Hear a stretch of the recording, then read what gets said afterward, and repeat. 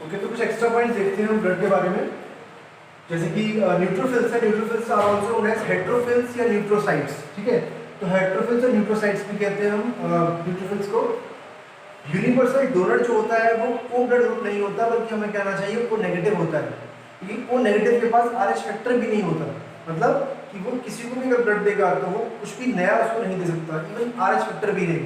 तो O positive universal donor नहीं है, वो नेगेटिव यूनिवर्सल डोनर है।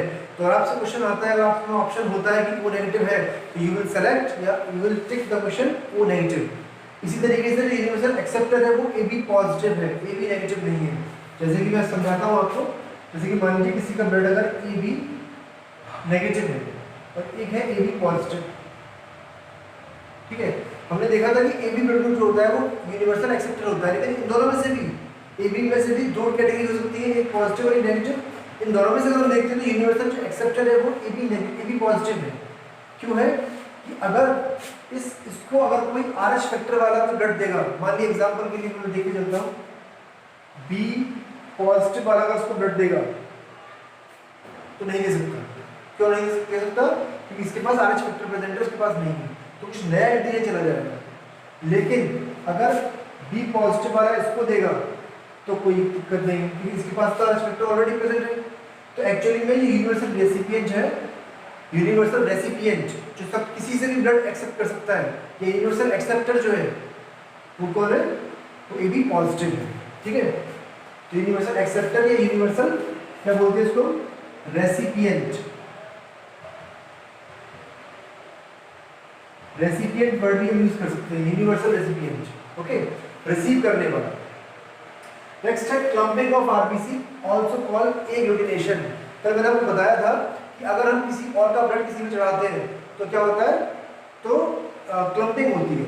जैसे कि अगर मान लीजिए किसी का ब्लड ग्रुप अगर ए है, इसका मतलब क्या है? इसका मतलब ये कि उसकी आरबीसी जो है उसकी सरफेस पर ए एंटीजन प्रेजेंट है और उसके ब्लड में बी एंटीबॉडी प्रेजेंट है। ये है, ये हमने कल देखा था। अगर बी ब्लड ग्रुप वाला इसको ब्लड देगा तो क्या होगा? बी ब्लड ग्रुप वाले के पास क्या प्रेजेंट है? उसकी आरबीसी पर बी एंटीजन प्रेजेंट है और उसके ब्लड में ए एंटीबॉडी प्रेजेंट है। ठीक है, तो अगर ये वाला इसको ब्लड देगा तो ये जो एंटीबॉडी है, ये एंटीबॉडी इससे जाके अटैच हो जाएगी और क्लम्पिंग हो जाएगी। ठीक है, तो ये क्लम्पिंग जो होती है ये it can be fatal, it can be life threatening और इससे जान जा सकती है। तो इसीलिए किसी और दूसरे कोई मतलब जो ब्लड ग्रुप है उसकी मैचिंग की जाती है। अगर ब्लड ग्रुप सेम होता है तो ही उसको चढ़ाया जाता है, वरना नहीं चढ़ाया जाता। ठीक है, तो एग्लूटिनेशन क्या है? ये क्लम्पिंग जो हुई थी इसी को क्या कहते हैं? एग्लूटिनेशन भी कहते हैं इस प्रोसेस को। Blood clotting mechanism is also called cascade theory. ये किसने दी थी? प्रपोज्ड बाय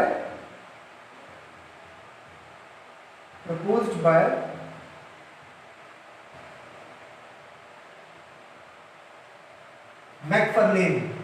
मैकफर्लेन एक साइंटिस्ट थे, उन्होंने इस थ्योरी को दिया था cascade theory. Okay, there are total 30 clotting factors. तो जो क्लॉटिंग फैक्टर्स प्रेजेंट होते हैं प्लाज्मा में, तो टोटल कितने? 13 हैं। 13 क्लॉटिंग फैक्टर्स होते हैं। इनके नाम भी हैं सबके, लेकिन वो नाम पहले सिलेबस में थे इसमें सीबीएसई मेडिकल में और सीपीएमटी में, लेकिन अब हटा दिए गए, तो हमें जरूरत नहीं है इनको नाम को याद करने की। लेकिन हमें एक इंपॉर्टेंट चीज़ पे याद होनी चाहिए, जो 6 क्लॉटिंग फैक्टर है वो हाइपोथेटिकल है, एक्चुअली में वो कोई फैक्टर ही नहीं है। ठीक है, तो उसको हम क्या कहते हैं? एब्सेंट फैक्टर भी कहते हैं। ठीक है, अच्छा, ब्लड बैंक जो होते हैं वहां पर ब्लड जो रखा जाता है वो ब्लड कोगुलेट नहीं करता या उसके अंदर क्लॉटिंग नहीं होती है। क्यों नहीं होती? क्योंकि इसमें कुछ मिक्स करते हैं, कुछ ऐड करते हैं इस ब्लड में। क्या ऐड करते हैं? या तो सीपीडी करते हैं। सीपीडी क्या होता है? Citrate phosphate dextrose. Citrate phosphate dextrose CPD use करते हैं, इसको डालते हैं।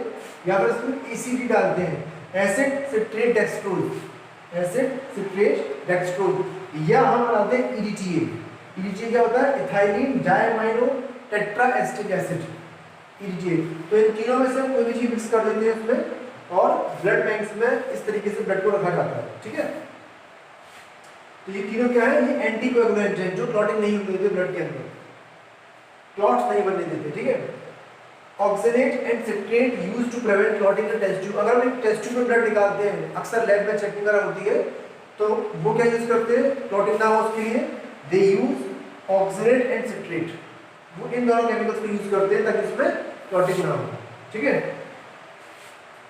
अच्छा, लीच जो होता है हाइड्रोडीन, उसकी सलाइवा में एक सब्सटेंस प्रेजेंट होता है हाइड्रोडीन, तो हाइड्रोडीन क्या है, एंटीकोएगुलेंट है, फाउंड इन लीच, ये लीच में मिलता है, ठीक है। तो लीच क्या करता है, लीच ब्लड सक करता है, तो जो ब्लड सक करता है तो ब्लड कोगुलेट हो सकता है, तो ब्लड का कोगुलेशन ना होने दे इसके उसकी सलाइवा में क्या प्रेजेंट होता है हाइड्रोडीन, और हाइड्रोडीन उस कोगुलेशन को रोकता है, तो उसके बॉडी में ब्लड जाता है तो वो कोगुलेट नहीं होता, ठीक है। तो ये क्या है, some extra points about blood. Okay, तो अब हम हार्ट के बारे में देखते हैं। हार्ट जो है वो 3 टाइप का मिलता है दुनिया में, एक है 2 चैम्बर, एक है 3 चैम्बर और एक है 4 चैम्बर, ठीक है। क्या मतलब है इसका कि हार्ट जो होता है वो चैम्बर्स में डिवाइड होता है और उसके हर चैम्बर के कुछ डिफरेंट फंक्शंस होते हैं। तो जो सिंपलेस्ट हार्ट है वो है 2 चैम्बर हार्ट, जो फिशेस में मिलता है देखने को, और जो 3 चैम्बर हार्ट है वो lung fishes, amphibians and reptiles में देखने को मिलता है, लेकिन रेप्टाइल्स में, क्रोकोडाइल्स में 3 चैम्बर हार्ट नहीं होता, उसमें 4 चैम्बर हार्ट होता है, वो एक्सेप्शन है। तो except crocodiles all reptiles have 3 chamber heart, okay. 4 chamber heart जो होता है वो बर्ड्स, मैमल्स एंड क्रोकोडाइल्स में इनको देखने को मिलता है, ओके। तो ये है 3 टाइप के हार्ट। अब हम जरा पढ़ लेते हैं इनके बारे में डिटेल में। सबसे पहले 2 चैम्बर हार्ट हम देखते हैं जो फिशेस में देखने को मिलता है, ठीक है। 2 चैम्बर हार्ट में 2 चैम्बर है, साफ पता चल रहा है नाम से, 2 चैम्बर है, एक है एट्रिया और एक है वेंट्रिकल, ठीक है। तो ये हो गया एक एट्रिया और ये हो गया वेंट्रिकल, लेकिन इससे पहले कुछ और आगे की तरफ कुछ छोटे चैम्बर्स बने होते हैं, वो चैम्बर लेकिन हम हार्ट के मेन चैम्बर्स नहीं कहलाते हैं।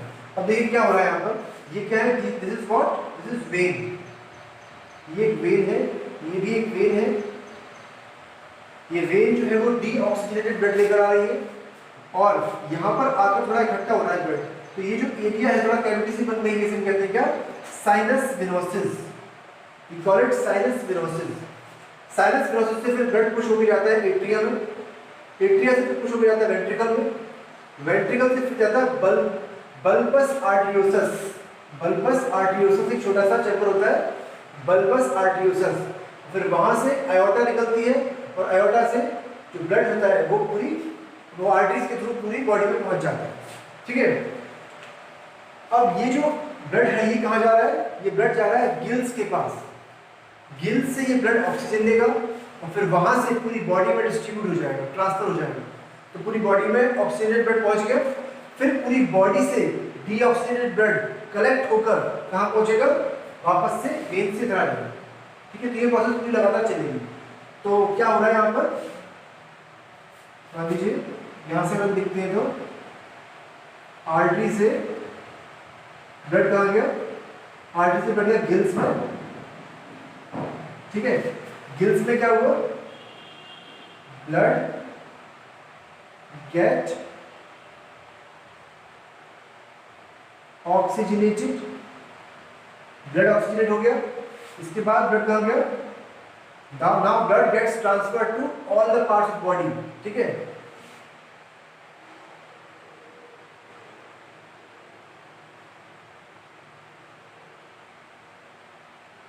Oxygenated blood goes to entire body, ठीक है। और उसके बाद जब ऑक्सीजन दे देगा ये ब्लड बाकी सारी बॉडी पार्ट को, सेल्स को, उसके बाद वहां से क्या होगा, ब्लड कैसा हो जाएगा, फिर डीऑक्सीजनेट हो जाएगा, क्योंकि इसने ऑक्सीजन दे दी अपनी सारी। अब वो डीऑक्सीजनेट ब्लड जो होगा वापस से इधर आएगा और फिर इसी पाथ के थ्रू फिर वापस से बॉडी में पहुंच जाएगा, ठीक है।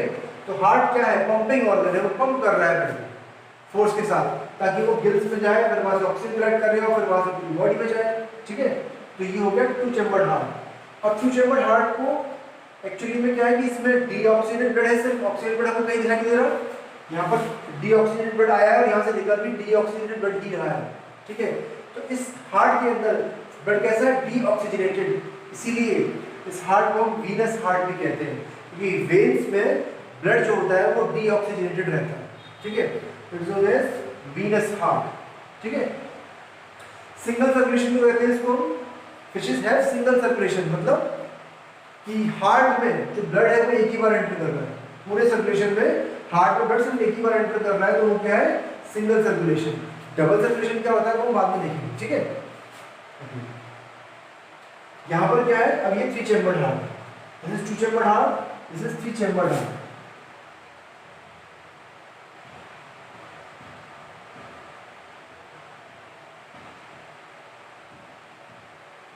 थ्री चैम्बर्ड हार्ट में देखिए क्या होता है कि यहाँ पर 3 चैम्बर है, 2 एट्रिया और 1 वेंट्रिकल, ठीक है, दैट्स व्हाई 3 चैम्बर। पहली बात, राइट एट्रिया से, ये राइट पोर्शन होता है, ये लेफ्ट पोर्शन होता है। राइट एट्रिया से जो ब्लड आता है वो कैसा आता है, डीऑक्सीजनेटेड। यहाँ से जो ब्लड आ रहा है वो कैसा आ रहा है, डीऑक्सीजनेटेड ब्लड आ रहा है, जो यहाँ से एंटर करके यहाँ पहुंच रहा है। ओके, तो यहाँ पर कैसा ब्लड आ गया, डीऑक्सीजनेटेड। इसके बाद ब्लड कहाँ गया, वेंट्रिकल में गया। ओके, अच्छा यहाँ से ही ब्लड आ रहा है, देखिए इधर, यहाँ से ब्लड कैसा आ रहा है, लेकिन ऑक्सीजनेटेड। ओके, तो यहाँ से ऑक्सीजनेटेड ब्लड जो है वो इधर से एंटर कर रहा है इसके अंदर, और ये कहाँ पहुँच रहा है, ये भी यहाँ पहुँच रहा है वेंट्रिकल में। तो वेंट्रिकल में क्या हो रहा है, मिक्सिंग हो रही है ब्लड की, मिक्सिंग हो रही है ब्लड की वेंट्रिकल में, ऑक्सीजनेटेड ब्लड की और डीऑक्सीजनेटेड ब्लड की। अब क्योंकि इसमें ऑक्सीजनेटेड ब्लड भी आ रहा है हार्ट के अंदर, इसीलिए हम इस हार्ट को वीनस हार्ट नहीं कह सकते, ठीक है। तो यहाँ पर जो ब्लड है वो मिक्स हो गया, और इसके बाद जो मिक्स्ड ब्लड होता है वो यहाँ से ट्रंकस आर्टरियोसस कहते हैं इसको। ये जो आपको वैसे दिखाई दे रहा है पाइप जैसा स्ट्रक्चर, ये क्या है, ट्रंकस आर्टरियोसस। यहाँ से ब्लड कहाँ जाता है, पूरी बॉडी में पहुंच जाता है। लेकिन आप गौर करिए इस बात पर कि यहाँ पर जो ब्लड पहुंचा था पूरी बॉडी में वो कैसा था, मतलब गिल्स में जो पहुंचा था वो कैसा था, डीऑक्सीजनेटेड। यहाँ पर क्या हो रहा है, यहाँ से जो ब्लड निकल रहा है हार्ट से वो कहाँ पहुंच रहा है, वो गिल्स वगैरह में नहीं पहुंच रहा है, वो पूरी बॉडी में जा रहा है। लेकिन वो ब्लड कैसा है, मिक्स्ड है, वो ऑक्सीजनेटेड भी है और डीऑक्सीजनेटेड भी मिक्स्ड है वो ब्लड। ये जो ऑक्सीजन ब्लड आया ये कहाँ से आया है, ये डिफरेंट रेस्पिरेटरी ऑर्गन्स होते हैं, जैसे गिल्स भी हो सकती है, जैसे लंग फिश अगर है तो गिल्स होगी, ठीक है। स्किन भी हो सकती है, जैसे कि फ्रॉग है उसमें एम्फीबियन है तो उसकी स्किन के थ्रू रेस्पिरेशन करता है वो। तो इन सब ऑर्गन से जो ब्लड है, ऑक्सीजन ब्लड जो है वो यहाँ आ रहा है इधर, और यहाँ से डीऑक्सीजनेट आ रहा है, यहाँ मिक्स हुआ, और यहाँ ट्रंकस आर्टरियोसस से होता हुआ वो पूरी बॉडी में पहुँच गया। तो ब्लड कैसा पहुँचा पूरी बॉडी में, मिक्स्ड, ठीक है। अच्छा ये भी क्या है, ये भी 3 चैम्बर्ड हार्ट है। तो मैंने इसको दोबारा क्यों बनाया, मैंने दोबारा इसको इसलिए बनाया है, क्यों, क्योंकि रेप्टाइल्स में, ठीक है, रेप्टाइल्स में भी 3 चैम्बर्ड हार्ट ही होता है। बस फर्क क्या है कि रेप्टाइल्स में जो हार्ट होता है उसमें एक छोटा सा सेप्टम बना होता है वेंट्रिकल में, दिस इज वेंट्रिकल, ये देखिए वेंट्रिकल है, लेकिन इस वेंट्रिकल में ये क्या है, इनकम्प्लीट सेप्टम है, ये इनकम्प्लीट सेप्टम। सेप्टा क्या होता है, सेप्टा मतलब जो डिवाइड करता है किसी को चीज को, तो ये सेप्टा है, ये सेप्टम है, तो इसने डिवाइड किया है वेंट्रिकल्स को, लेकिन ये कंप्लीट नहीं है, ये ऊपर तक नहीं जा रहा, इसलिए इनकम्प्लीट कहते हैं इसको। तो इसमें भी मिक्सिंग होगी ब्लड की, पर ये थोड़ा सा ज्यादा एफिशिएंट है, इसमें स्टार्ट हो गया है, इवोल्यूशन हो गया है कि सेप्टा बनना।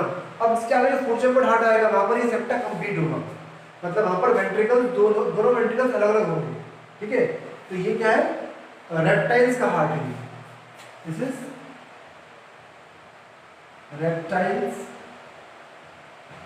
3 चैम्बर्ड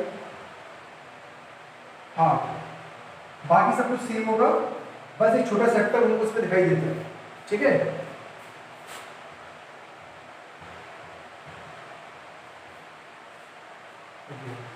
तो अच्छा यहाँ पर जो सर्कुलेशन हो रहा है 3 चैम्बर्ड हार्ट में, उसे क्या कहते हैं, incomplete double circulation, incomplete double circulation, okay. और इसके बाद जो 4 चैम्बर्ड हार्ट आएगा उसमें हम क्या कहेंगे, डबल सर्कुलेशन, ठीक है। ये क्या है, इनकम्प्लीट डबल सर्कुलेशन होगा, ठीक है। तो it is types of hearts. अब हम 4 चैम्बर्ड हार्ट देखेंगे जो कि ह्यूमन हार्ट है, उसको डिटेल में देखेंगे, ठीक। तो हम देखते हैं ह्यूमन हार्ट के बारे में, ठीक है। तो ह्यूमन हार्ट के बारे में सबसे पहला पॉइंट हमें पता होना चाहिए कि मेसोडर्मली ओरिजिनेटेड होता है। हमें पता है कि 3 जर्मेल होती है, कौन सी होती है,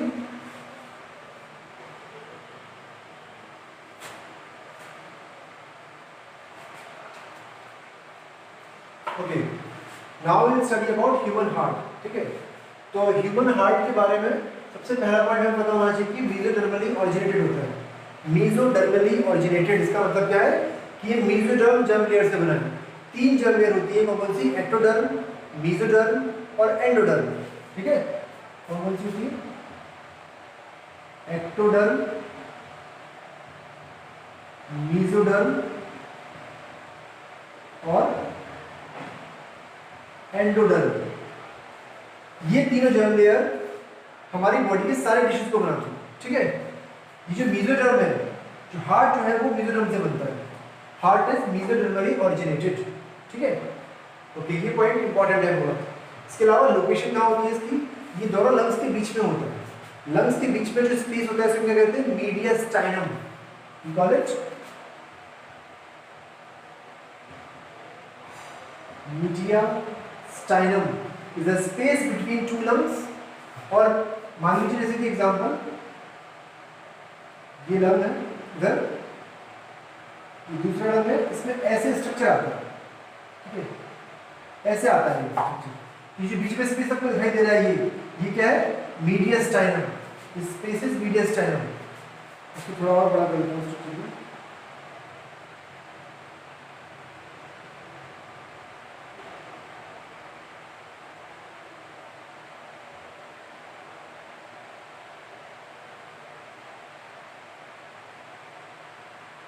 स्ट्रक्चर ऐसे आएगा। ठीक है, तो दोनों लंग्स के बीच में जो स्पेस है वो क्या है? मीडियस्टाइनम।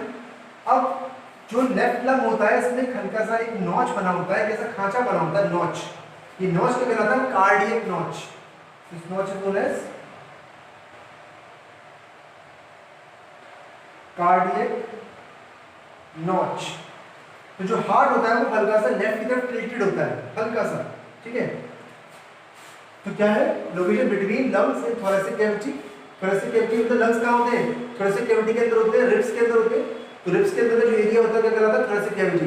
उस रिब्स के थोरेसिक कैविटी के अंदर लंग्स है, लंग्स के बीच में हार्ट प्रेजेंट है, जो कि हल्का सा लेफ्ट की तरफ टिल्टेड है या शिफ्टेड है टुवर्ड्स दिस कार्डियक नॉच।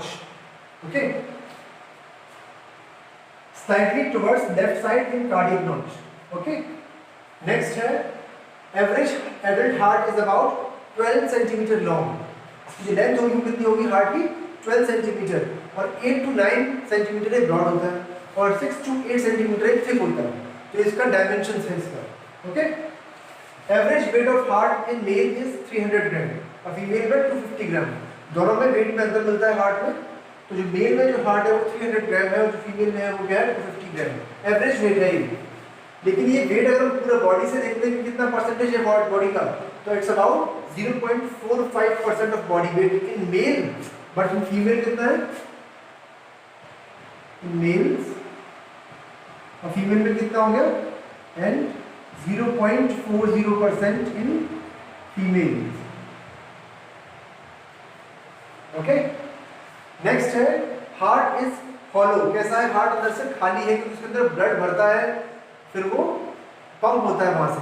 तो इट्स हॉलो, फाइब्रोमस्कुलर, मस्कुलर है। ठीक है, मसल्स का बना हुआ है, फाइब्रोमस्कुलर विद कॉनिकल और पिरामिडल शेप। क्लेंच्ड फिस्ट हमारी जो होती है, क्लेंच्ड फिस्ट मतलब अगर हम अपने हाथ को बंद कर लें, इसको मुट्ठी को बंद कर लें, तो ये शेप जो आती है वो हार्ट की आती है। क्लेंच्ड, क्या वर्ड यूज करते हैं इसको? Clenched fist.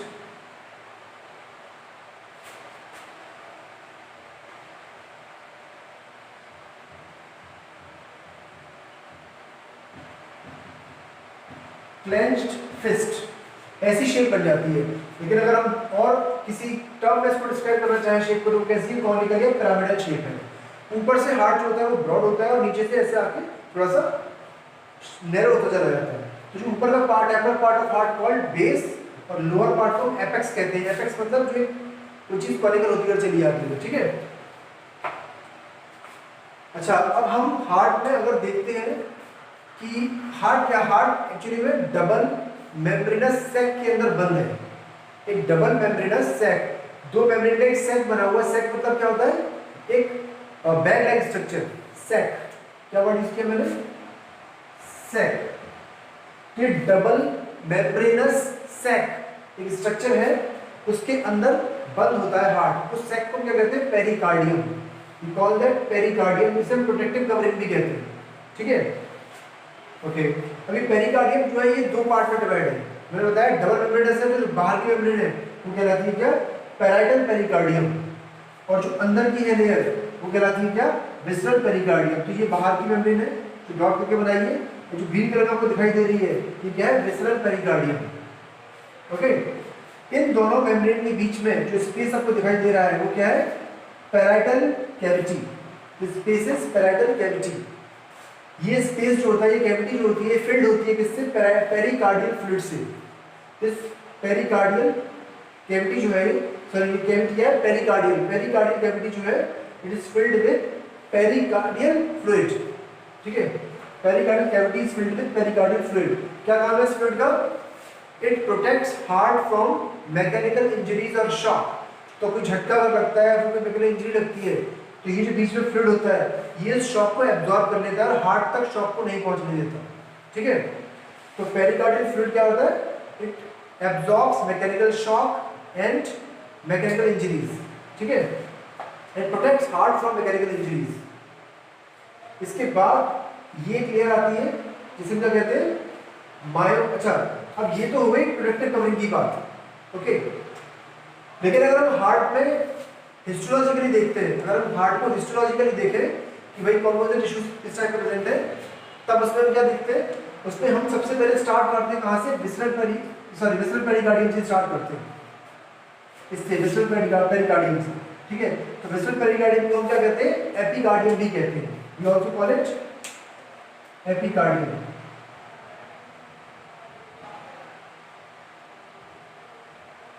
एपिकार्डियम। ओके, जब हम हिस्टोलॉजिकली हार्ट को देखते हैं तो विसरल पेरिकार्डियम को हम एपिकार्डियम कहते हैं।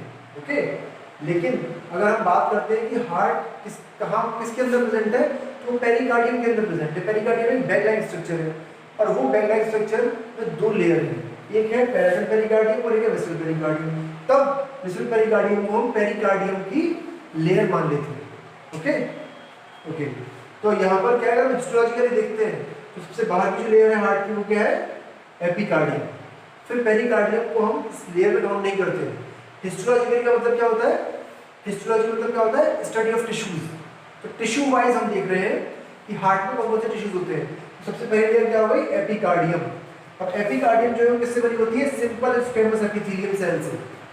सिंपल स्क्वेमस एपिथेलियम सेल से बनी होती है, इसको हम सीनोमिक एपिथेलियम भी कहते हैं। ठीक है, इसके बाद आता है ये पोर्शन बीच वाला, ये कौन सा टिश्यू प्रेजेंट है, मायोकार्डियम। मायोकार्डियम में कौन से टिश्यू होते हैं, मस्कुलर टिश्यू होते हैं, कार्डियक मसल्स होती है यहाँ जो कि हार्ट को कॉन्ट्रैक्शन और रिलैक्सेशन करवाने में हेल्प करती हैं। तो मायोकार्डियम क्या है, कार्डियक मसल से बना होता है। ये मिडिल हिस्टोलॉजिकल लेयर है। आउटर मोस्ट हिस्टोलॉजिकल लेयर कौन सी हो गई, एपिकार्डियम, जो कि विसरल पेरिकार्डियम भी होती है। ठीक है, मिडिल हिस्टोलॉजिकल लेयर कौन सी हो गई, मायोकार्डियम, जो कि made up of cardiac muscles. Okay, and innermost histological layer क्या हो गई, endocardium, which is based of simple squamous epithelium. ये किससे बनी होती है, सिंपल स्क्वेमस एपिथेलियम से। ओके, तो ये हार्ट के बारे में कुछ बेसिक पॉइंट्स हैं जो आपको पहले पता होने चाहिए हार्ट का स्ट्रक्चर पढ़ने से पहले। ठीक है, इसके बाद हम हार्ट के स्ट्रक्चर की डिटेल में पढ़ेंगे।